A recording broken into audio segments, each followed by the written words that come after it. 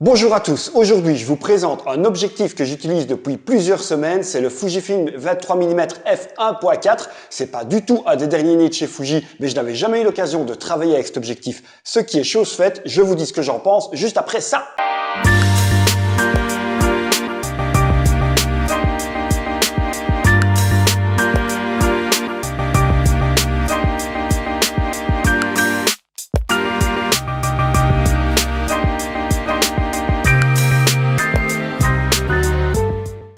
Bonjour à tous, je suis ravi de vous retrouver pour cette nouvelle vidéo. Petit rappel, je m'appelle Karim, je suis photographe de portrait. Vous pouvez voir mon travail et apprécier, je l'espère, mon travail sur mon compte Instagram. Le lien est juste ici en dessous de la vidéo. Si vous aimez la photo, si vous aimez Fujifilm, mais pas que, les techniques de portrait, etc., soutenez cette chaîne en vous abonnant, en activant la petite cloche, ça me ferait super plaisir. N'hésitez pas aussi à liker et commenter cette vidéo. L'algorithme YouTube en a besoin. J'ai besoin de vous pour faire grandir cette petite chaîne. Il n'y a pas encore assez de chaînes francophones sur la photo, sur Fujifilm en particulier. Donc allez-y, soutenez-moi, ça me ferait super plaisir. Aujourd'hui donc, je vous parle du 23 mm f1.4.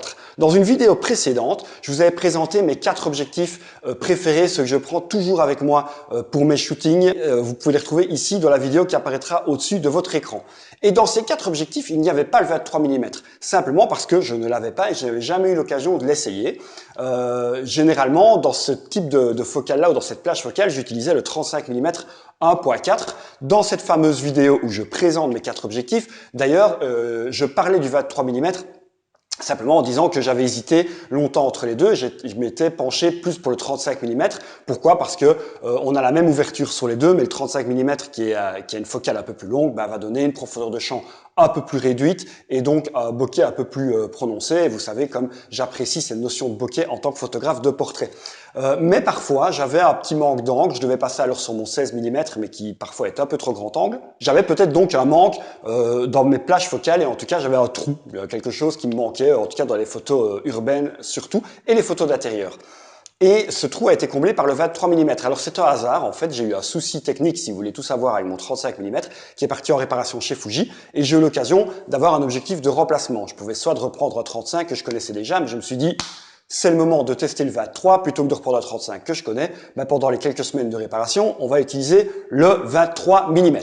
Avant de vous dire exactement ce que j'en pense et surtout de la manière dont je l'ai utilisé et le résultat que ça a donné, faisons un petit tour technique du propriétaire et donc regardons un petit peu à quoi ressemble cet objectif 23 mm de chez Fujifilm f1.4, je le rappelle. Le 23 mm, le voici donc on va faire un petit tour du propriétaire comme je le disais. Donc c'est le f1.4 et pas le f2. Certaines choses que je dirais dans cette vidéo est peut-être valable également pour le f2 puisque c'est la même focale. Mais après il y a beaucoup de choses qui changent de par l'ouverture qui est différente et la qualité de fabrication et finition qui n'est pas exactement la même non plus. Donc ici c'est le f1.4, il fait 300 grammes, il a un diamètre de 62 mm.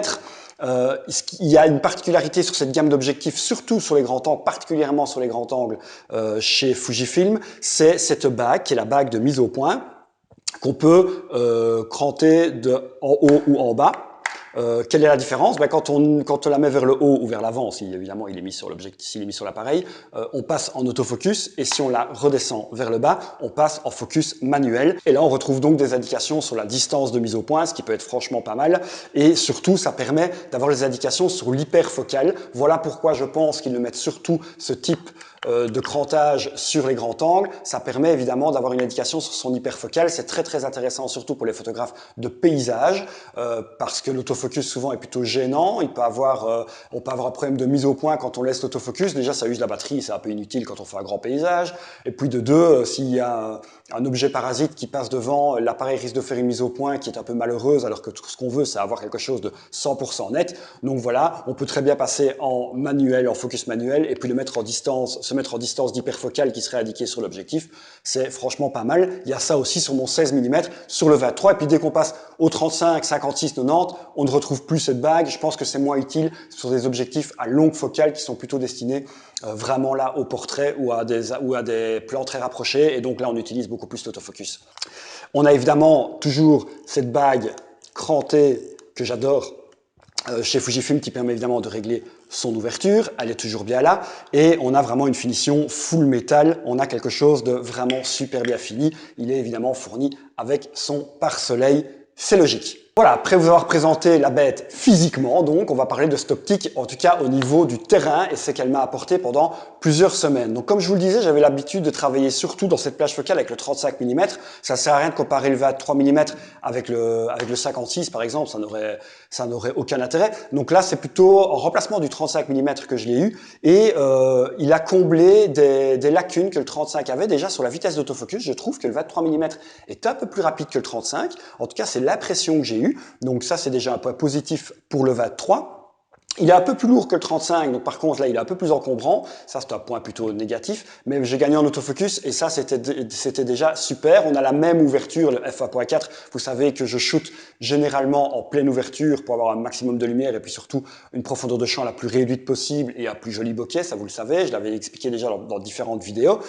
Et donc le f1.4 est aussi piqué sur le 35 que sur le 23, donc là aussi on peut dire que c'est du 50-50. Et alors j'ai gagné aussi énormément d'angle. Quand j'avais le 35 mm, que j'utilisais le 35 mm, en extérieur, ça allait encore, je pouvais changer ma distance par rapport au sujet, et donc je pouvais encore avoir assez d'angle au niveau urbain. À l'intérieur, par contre, avec le 35, j'avais un peu de soucis. Il faut pas oublier qu'un 35 mm sur l'APS-C Fuji, ou sur n'importe quel APS-C d'ailleurs, un 35 mm, c'est l'équivalent d'un 50. Et avec un 50, on commence déjà à avoir un objectif qui est un peu compliqué à gérer à l'intérieur au niveau des angles, si on a peu d'espace. Le 23 mm, c'est l'équivalent d'un 35. C'est déjà beaucoup plus agréable à utiliser à l'intérieur. Et puis, n'oublions pas qu'à 35 mm, souvent on dit qu'il faut toujours un vrai 35 équivalent dans son sac. J'en avais pas. Et quand je suis en extérieur de manière touristique, j'ai envie de dire, et que je ne fais pas de portrait, je prenais toujours le 35 avec moi, qui était déjà franchement pas mal. Mais alors le 23, pour de la photo de tourisme, c'est vraiment parfait. Je peux faire pratiquement 15 jours de vacances uniquement avec le 23. Donc ça, c'est super bien aussi. C'est une focale qui s'adapte encore mieux à tous les jours que le 35. Si on en revient au portrait, le 23 mm m'apporte donc plus d'angles et ça me permet de faire une composition, ou en tout cas de créer des compositions plus intéressantes avec le 23 qu'avec le 35. Voilà le type de photos que je faisais avec le 35, on peut les voir ici. Généralement, c'est à l'extérieur, c'était très urbain. Dans cette vidéo où je présentais mes 4 objectifs, je mettais le 35 mm vraiment en avant pour les photos avec un environnement plus urbain où on mettait plus en évidence l'environnement que le 56 avec la profondeur de champ tellement réduite. Là, on mettait vraiment plus en évidence le modèle avec un détachement par rapport au fond qui était énorme. Là, évidemment, on voit un peu plus le fond, on voit plus l'environnement urbain, donc c'était vraiment très sympathique. Et le 23 mm m'apporte toujours la même chose, mais ça me permet encore un peu plus de reculer ou d'avancer et d'avoir un peu plus de liberté sur mon angle. Si on compare deux photos, là, il y a une photo avec le 35 mm et une photo avec le 23 mm qui sont faites tous les deux en milieu urbain. Vous voyez que j'ai un petit peu plus de fuite sur le 23, ça peut être un peu plus intéressant. Sur l'urbain, je ne me débarrasserai pas de mon 35. Je pense que je prendrai les deux, le 23 et le 35, ça fera un objectif de plus. Mais dans certaines situations, le 35, par contre, va m'apporter une profondeur de champ, encore une fois, un peu plus réduite et un détachement du sujet un petit peu plus important que le 23. Ça pourrait être intéressant. Par contre, si je veux vraiment mettre en avant autant l'arrière-plan que l'avant-plan, le 23 mm peut un peu mieux me servir.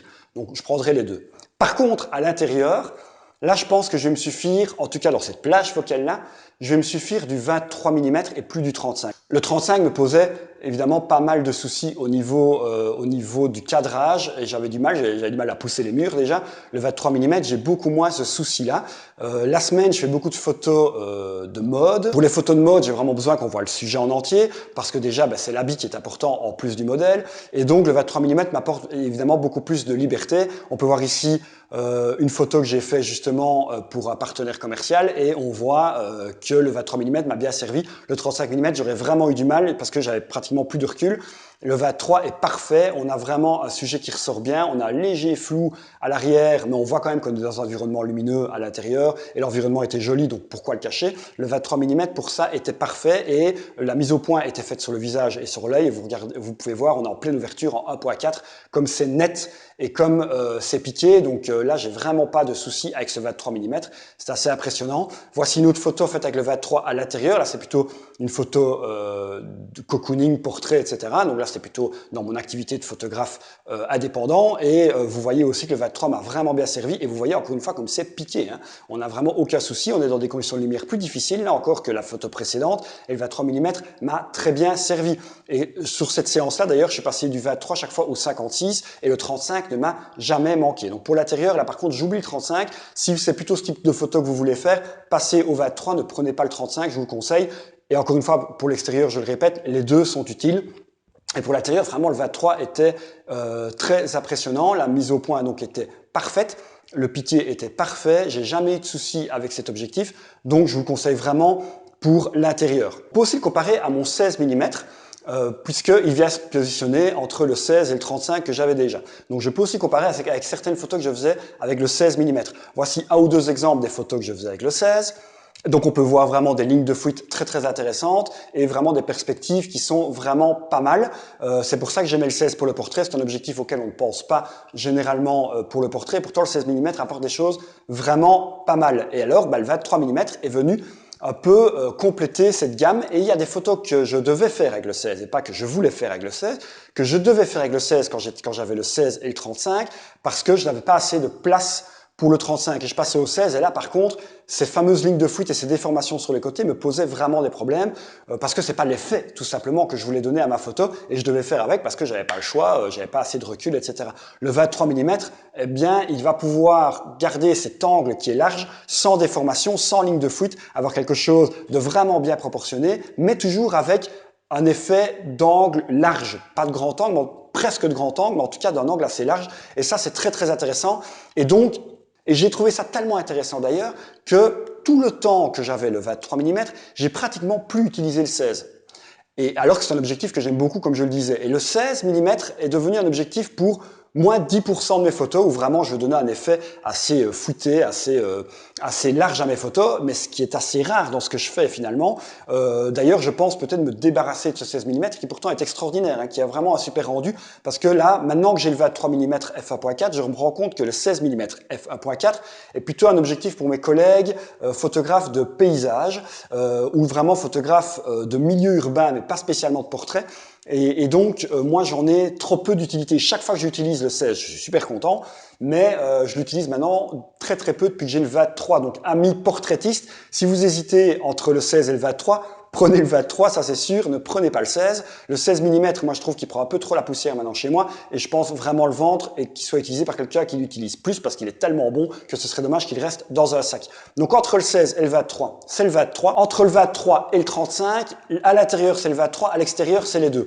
Donc je pense que mes 4 objectifs à l'avenir, ça va être le 23, le 35, le 56 et le 90. Donc 23 1.4, 35 1.4, 56 1.2, 90 2.0. Et donc, on oublie le 16 mm.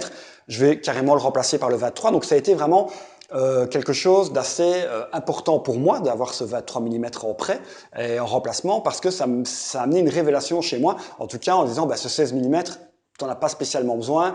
Il était utile quand tu n'avais pas le 23, mais la découverte du 23 te fait oublier le 16 mm. Donc voilà, c'était vraiment très très intéressant. Le 23 mm, vous pouvez vraiment lui faire confiance pour la vitesse d'autofocus, le piqué dès la plus grande ouverture, donc ça c'est assez impressionnant. Son bokeh qui est pas mal du tout, c'est pas 56, hein, entendons-nous bien, mais pour une grande ouverture, franchement, il y en a un flou qui est vraiment très agréable à regarder. Et c'est un objectif que tout photographe doit avoir parce qu'un équivalent 35 mm, tout photographe doit en avoir un. Et pour un photographe de portrait, c'est très très très intéressant pour pouvoir vraiment jouer avec l'angle et avoir une liberté de composition beaucoup plus grande qu'avec un 56 ou un 90, bien évidemment. Donc je vous conseille vivement. Dernière petite précision, et pourtant j'en parle très peu parce que je le précise souvent, je suis pas vidéaste mais je suis photographe, mais dans mon activité de créateur de contenu pour une marque de prêt-à-porter, comme je le disais toute la semaine, je fais plutôt des photomode, je fais aussi des capsules vidéo pour les pubs réseaux sociaux, etc. Et donc, j'utilise de plus en plus mon X-T3 en vidéo. Je suis pas vidéaste, je le précise encore une fois, mais j'avais quand même toujours un petit souci parce que je devais filmer au 35 mm et donc un équivalent 50, c'était très très très réduit. Je m'arrangeais toujours, là, je pense que le résultat était pas mauvais, mais depuis que j'ai le 23, là on a un équivalent 35 et c'est quand même la meilleure focale pour la vidéo, je pense. C'est un équivalent 35 mm, en tout cas moi c'est ce que je pense. Et donc encore une fois, c'est un bonheur de filmer. La vitesse de mise au point, encore une fois, donc l'autofocus continu pour la vidéo fonctionne très bien avec le 23 mm. Je vous conseille aussi vidéastes de l'utiliser parce que ça fonctionne relativement bien. En tout cas avec le X-T3, ça fonctionnera un petit peu moins bien avec le X-T2 simplement parce que le processeur n'est pas le même et que le suivi du sujet est un petit peu plus lent, c'est tout à fait normal. Ce sera certainement encore meilleur avec le X-T4, on le verra. D'ailleurs, j'ai beaucoup d'attentes sur ce X-T4 et je vous invite à aller voir la vidéo sur les 4 points que j'attends le plus sur le X-T4, le lien est juste là. Je résume, ce 23 mm, il est parfait pour le portrait à l'intérieur, à l'extérieur, pour les photos de tourisme de tous les jours si vous partez en vacances. Il n'est pas trop lourd, mais il a une qualité de fabrication qui est énorme. Il prend très bien la lumière, il est piqué. Bref, j'ai vraiment du mal à voir des défauts à cet objectif. C'est vraiment un coup de cœur. Et c'est même un coup de cœur de raison, parce qu'en fait, en gros, je ne vois pas comment je pourrais me priver d'un objectif pareil. C'est pas un coup de cœur passionné comme le 56, ça c'est pour des raisons différentes, mais en tout cas, c'est vraiment un objectif, un must-have pour moi à avoir dans votre sac, donc je vous conseille vraiment de le prendre. D'ailleurs, la preuve de la haute qualité de cet objectif et de la qualité tout court de cet objectif, c'est que son prix ne baisse pas alors que c'est un objectif qui a déjà plusieurs années. Le prix catalogue est toujours de 949 €, on peut le voir sur le site Fuji. Maintenant, il y a des promotions un petit peu partout et donc on peut le trouver à entre 700 et 800 € sur certains sites de revente. Et Fuji a l'habitude de faire des cashbacks tout au long de l'année sur son matériel, donc il faut attendre un peu d'avoir du cashback et d'en profiter à ce moment-là. Et là, on peut vraiment espérer avoir un 23 mm aux alentours de 650-700 € grâce au cashback. Donc là, ça devient vraiment intéressant. N'hésitez pas à vous le procurer si vous cherchez un seul objectif à avoir. Et si vous êtes un photographe de tous les jours, que vous voulez vous faire plaisir avec un bel appareil Fuji et que vous voulez avoir un seul objectif, pour tout faire, c'est le 23 mm, je pense qu'il vous faut. En tout cas, là maintenant, j'en suis certain. Pour le portrait, il faut évidemment encore avoir d'autres objectifs et le 23 mm est un super bon grand angle pour le portrait. Ça, c'est clair. Voilà, j'espère que cette vidéo vous a plu. Comme d'habitude, c'est plutôt un avis sur l'utilisation d'un matériel en particulier. Je ne m'étale pas vraiment sur les caractéristiques techniques, d'autres le font mieux que moi. Et si vraiment vous êtes attaché à savoir comment ça fonctionne et pourquoi il est aussi bon et pourquoi, il y a plein de techniciens de la photo qui ont des chaînes YouTube et qui vous expliqueront effectivement comment cet objectif est fabriqué et pourquoi il est meilleur qu'un autre. Le pourquoi, en tout cas, m'intéresse moins. Ce que je peux vous dire, c'est que le résultat, il est vraiment nickel. Si vous avez aimé cette vidéo, si vous voulez en voir plus, abonnez-vous à la chaîne, cliquez sur la petite cloche, ça me ferait super plaisir. Laissez des pouces vers le haut, laissez des commentaires. L'algorithme adore ça et ça permettra à ma vidéo d'être plus vue et de grandir sur YouTube. Donc voilà, j'ai vraiment besoin de votre soutien. C'est encore une petite chaîne, mais j'espère pouvoir vous apporter encore plus de contenu. Donc, n'hésitez pas surtout aussi à me contacter, à aller voir ce que je fais sur Instagram. Le lien est en bas de la vidéo. Merci beaucoup et à très bientôt. Salut!